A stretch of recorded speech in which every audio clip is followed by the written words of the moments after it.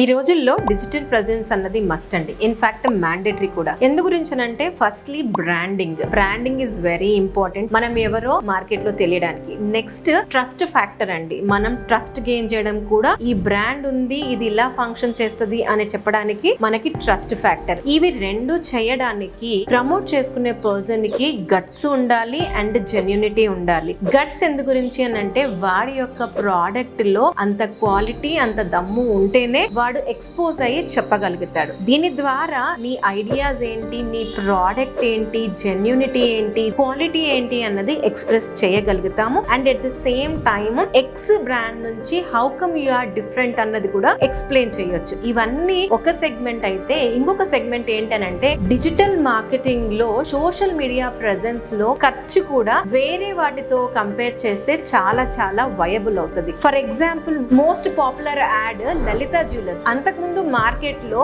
Big marketers, big players ఉన్నారు, అన్ని పెద్ద పెద్ద బ్రాండ్స్ ఉన్నాయి. కానీ మార్కెట్ లో ఫస్ట్ టైం లలిత జ్యువెలర్స్ తను సొంతంగా వచ్చి how come he is different in the market from others అన్నది ప్రూవ్ చేసుకొని branding, quality and pricing different అని చెప్పారు. ఇక్కడ పెద్ద చిన్న తేడా లేకుండా స్టార్ట్అప్ కంపెనీ కావచ్చు, ఒక ఇనిషియల్ గా లేమన్ స్టేజ్ లో ఉన్న పర్సన్ కావచ్చు, లేదా మోస్ట్ పాపులర్ బ్రాండ్ కావచ్చు, ఎవరైనా సరే ఈ రోజుల్లో ఖచ్చితంగా ఉండాల్సింది సోషల్ మీడియా ప్రెజెన్స్.